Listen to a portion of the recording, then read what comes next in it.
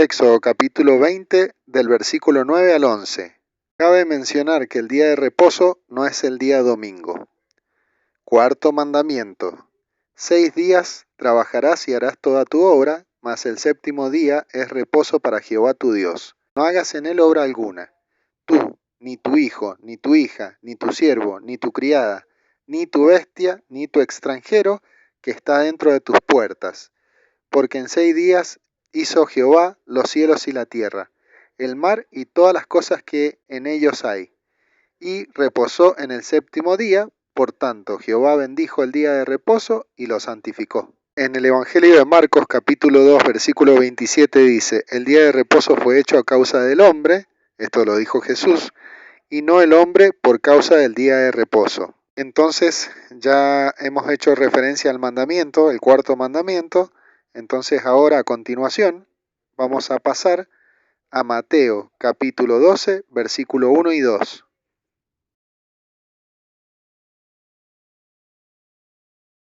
Los líderes religiosos de la época habían convertido el día de reposo en una carga. Era una interpretación muy estricta, muy legalista. Habían convertido el día en una carga muy pesada, difícil de llevar. Esta interpretación consideraba que cualquier actividad o acción quebrantaba el mandamiento. De esta manera se pasaban por alto la importancia de cubrir una necesidad y la causa por la cual fue creado el día de reposo. Mateo capítulo 12 versículo 1 y 2. En aquel tiempo iba Jesús por los sembrados en un día de reposo, y sus discípulos tuvieron hambre y comenzaron a arrancar espigas y a comer. Viéndolo los fariseos le dijeron, he aquí, tus discípulos hacen lo que no es lícito hacer en día de reposo. El día de reposo fue hecho a causa del hombre para cubrir la necesidad, para restaurar al afligido, para sanar al enfermo, para descansar de las actividades diarias, para renovar fuerzas físicas y espirituales, para adorar a Dios, para reflexionar sobre la palabra de Dios, para el bienestar de las personas, para fortalecer en la fe, para el bienestar emocional, para reposar de las tareas normales y habituales. Cabe mencionar que ni el Mesías ni sus discípulos quebrantaron el día de reposo. El Mesías le enseñó a través de esto a los líderes religiosos, a los fariseos en este caso, que hay que cubrir necesidades también en el día de reposo, que no hay que estar sumergido en esa rígida y legalista interpretación y que hay que tener un corazón de carne y no de piedra. Por eso le dice, ¿no escuchaste que fue dicho, misericordia quiero y no sacrificio? Porque ellos habían caído en los legalismos. Y ahora vamos a leer a continuación Mateo capítulo 12 versículo 3 al 8. Pero él les dijo, ¿no habéis leído lo que hizo David cuando él y los que estaban con él tuvieron hambre? ¿Cómo entró en la casa de Dios y comió los panes de la proposición, que no le era lícito comer ni a él ni a los que con él estaban, sino solamente a los sacerdotes? ¿O no habéis leído en la ley cómo en el día de reposo los sacerdotes en el templo profanan el día de reposo y son sin culpa? Esto es porque hacen labores. Pues os digo que uno mayor que el templo está aquí. Y si supierais qué significa misericordia quiero y no sacrificio, no condenarías al inocente, porque el Hijo del Hombre es Señor del día de reposo. Él puede decir qué podemos hacer en día de reposo. Recordemos que Yeshua el Mesías venía con sus discípulos pasando el sembradío, habían tomado espigas para comer y les recomiendo que vean el versículo anterior. Mateo capítulo 12 versículo 9 al 13. Pasando de allí, vino a la sinagoga de ellos. Esto habla de que él iba a guardar el día de reposo, el Shabbat, con sus discípulos, por eso iba a la sinagoga. Y he aquí allí uno que tenía seca una mano, y preguntaron a Jesús, para poder acusarle, ¿es lícito sanar en día de reposo? Y él les dijo, ¿qué hombre habrá de vosotros que tenga una oveja, y si ésta cayere en un hoyo en día de reposo, no le echa una mano, y la levanta? Pues, ¿cuánto más vale un hombre que una oveja? Por consiguiente, es lícito hacer el bien en los días de reposo. Entonces dijo a aquel hombre, extiende tu mano, y él la extendió, y le fue restaurada sana como la otra. Y justamente cuando entremos en su reposo, en la eternidad, no va a haber enfermedad, no va a haber más muerte, no va a haber más llanto, no va a existir el dolor.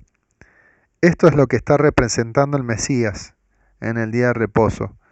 No lo que les estaba sucediendo a ellos, que les había sucedido a esos líderes religiosos, que era caer en los juicios hacia los demás. Mateo capítulo 12, versículo 14 al 16. Y salidos los fariseos tuvieron consejo contra Jesús para destruirle. Sabiendo esto, Jesús se apartó de allí y le siguió mucha gente, y sanaba a todos, y les encargó rigurosamente que no le descubriesen. El Mesías les enseña acá en la sinagoga que se puede restaurar la mano de un hombre haciendo una sanidad, eso es hacer el bien, que se puede cubrir una necesidad.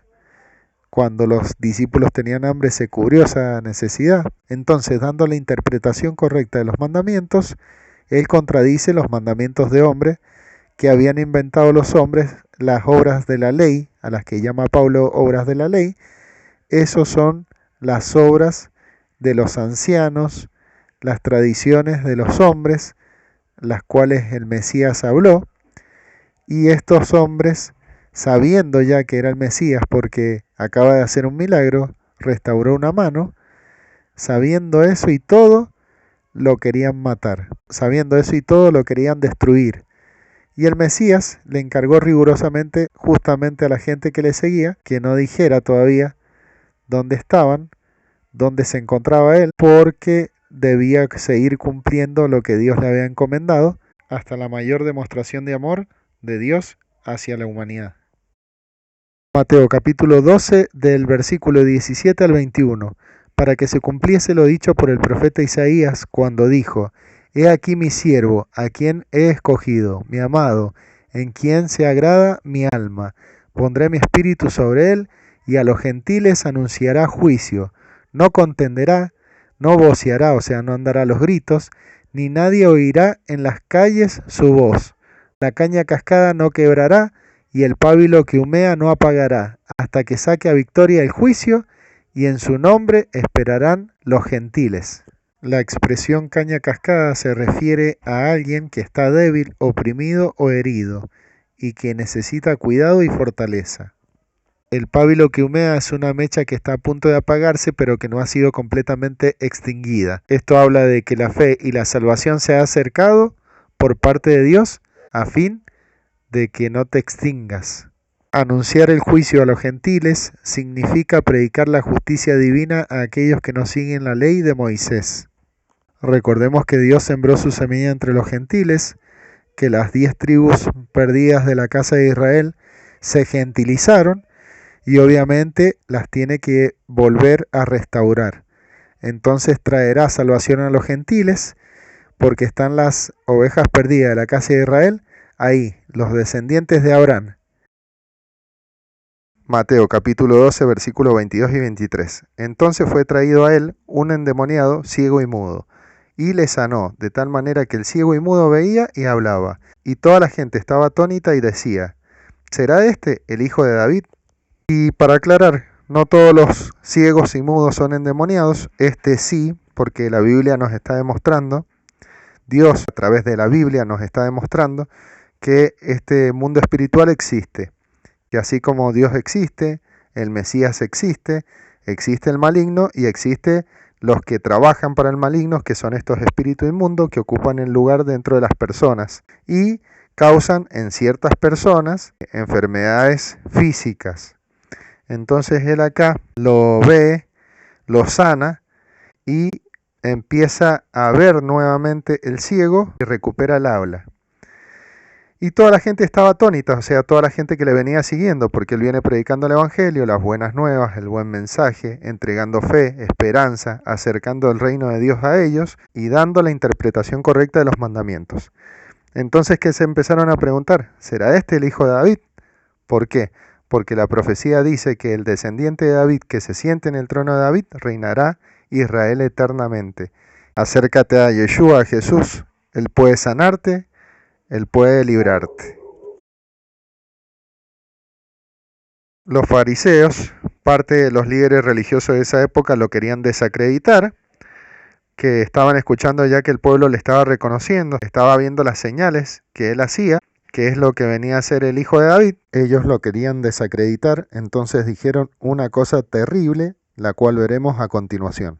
Mateo capítulo 12, del versículo 24 al 30. Mas los fariseos, al oírlo, eso ellos estaban oyendo que la gente le decía, ¿será este el hijo de David? Decían, este no echa fuera los demonios, sino por Belcebú, príncipe de los demonios. Sabiendo Jesús los pensamientos de ellos, les dijo, todo reino dividido contra sí mismo es asolado, y toda ciudad o casa dividida contra sí misma no permanece. Y si Satanás echa fuera a Satanás, contra sí mismo está dividido. ¿Cómo pues permanecerá su reino?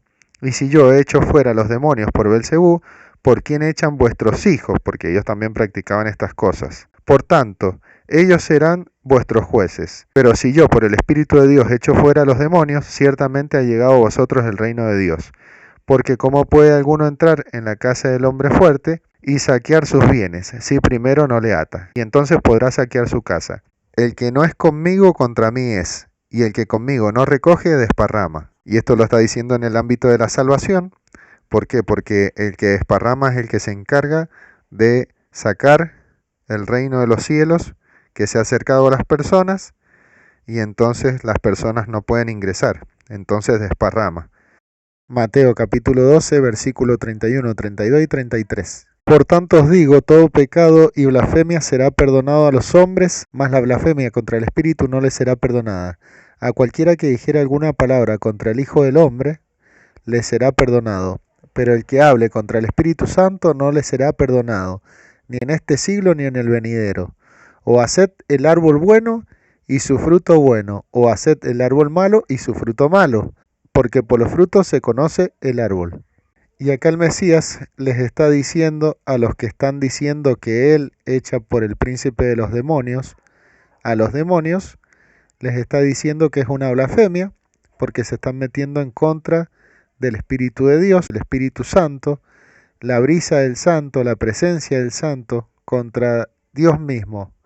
Entonces es una blasfemia, y esta blasfemia no tiene perdón. Y les está diciendo, cualquier cosa pueden decir de mí, pero el que hable mal del Espíritu de Dios, ese será condenado en este siglo y en el venidero. Y el árbol malo da frutos malos, y el árbol bueno da buenos frutos. Y lo que les está diciendo, ustedes son malos. Tiene que ver con que son personas que están en contra de Dios mismo. Por eso dice, por los frutos se les conoce.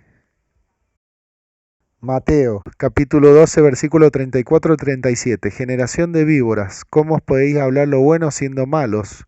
Porque de la abundancia del corazón habla la boca. El hombre bueno del buen tesoro del corazón saca buenas cosas, y el hombre malo del mal tesoro saca malas cosas. Mas yo os digo que de toda palabra ociosa que hablen los hombres, de ella darán cuenta en el día del juicio, porque por tus palabras serás justificado, y por tus palabras serás condenado. ¿A qué se refiere el Mesías cuando dice que será la humanidad condenada por palabras ociosas? A las personas que hablan en contra del Espíritu de Dios, a las personas que se meten en contra de Dios, en contra de su presencia, niegan al Mesías. Esas son las personas que serán condenadas porque están rechazando de plano la salvación de parte de Dios, el rescate de Dios, y directamente están rechazando a Dios mismo. Todo lo que nosotros atesoramos, amamos, está en nuestro corazón. Y si nosotros amamos hacer lo malo, en el corazón nuestro hay cosas malas, y de eso hablamos. Y si atesoramos hacer cosas buenas en nuestro corazón, nuestros frutos van a ser buenos a la hora de hablar. Cabe mencionar que cuando les dice generación de víboras, les está diciendo descendientes de la serpiente. Mateo capítulo 12, versículo 38 y 39. Entonces respondieron algunos de los escribas y fariseos, diciendo, Maestro, deseamos ver de ti señal.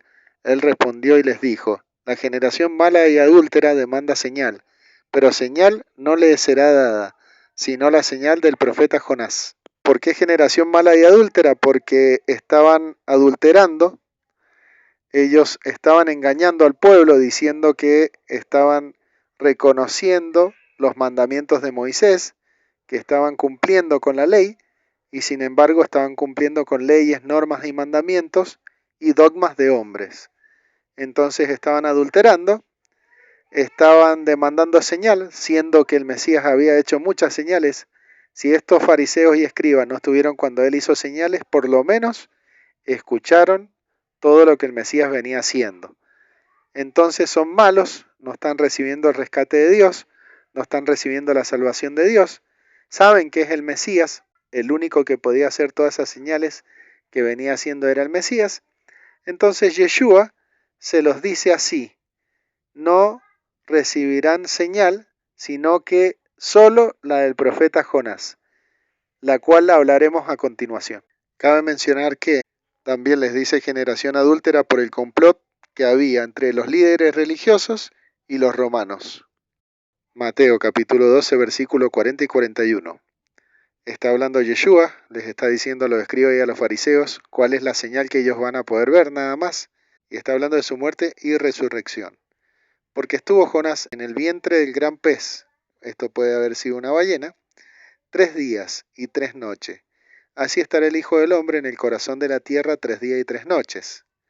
Los hombres de Nínive, estos hombres de Nínive eran una ciudad gentil que no conocía las reglas, los mandamientos, la ley, no tenía la ley de Dios, la instrucción, y el Señor le manda profeta, que es Jonás.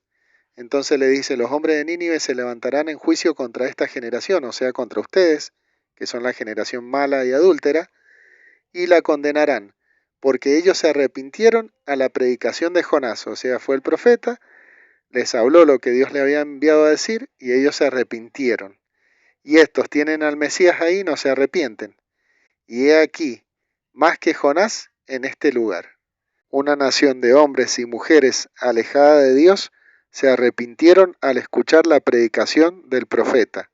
Y estos líderes religiosos, por sus propios intereses, le están negando al que es más que el profeta. Creamos en Jesús, en Yeshua, que Él puede perdonar nuestros pecados y podremos entrar en el reino de los cielos. El Mesías va a hablar mejor de una reina que era gentil, que no tenía los pactos, que no tenía los mandamientos, pero que se interesó en la sabiduría del rey Salomón, de cómo el rey, bajo su gobierno, tenía a Israel. Y esto era más que sabido que era por voluntad de Dios, por sabiduría otorgada por Dios. Y ella, que es la reina de Saba, viajó grandes distancias para verlo con sus propios ojos.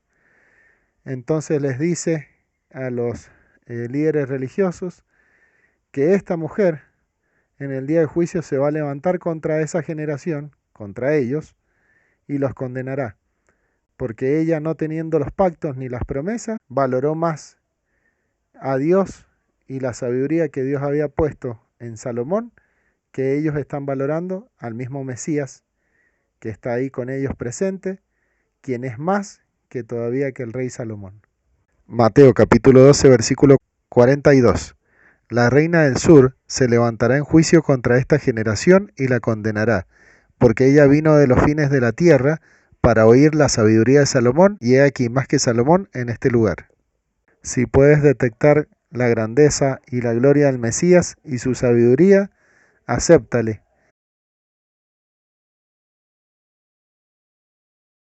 El Mesías le dijo a aquellos que le estaban negando, que lo estaban rechazando, que eran una generación mala y adúltera. A esta generación le sigue hablando, le sigue diciendo que Él viene a limpiar, que Él viene a sanar, Él viene a traer luz y que los viene a liberar, porque los espíritus inmundos estaban sobre las personas, por eso habían endemoniados que Él estaba liberando, porque ellos no estaban guardando la instrucción de Dios, la ley de Moisés, como se debía. Entonces no había libertad. Pero ellos están negando la salvación, entonces las tinieblas iban a volver, estos espíritus iban a volver con más fuerza, e iban a entrar en los hombres, e iban a entrar en las personas, nuevamente porque no habían recibido el rescate de parte de Dios y la bendición que traía consigo. Mateo capítulo 12, versículo 43 al 45. Cuando el espíritu inmundo sale del hombre, anda por lugares secos, buscando reposo, y no le halla. Entonces dice, volveré a mi casa de donde salí. Y cuando llega, la halla desocupada, barrida y adornada. Entonces va y toma consigo otros 7 espíritus peores que él, y entrando moran allí. Y el postrer estado de aquel hombre viene a ser peor que el primero. Así también acontecerá con esta mala generación.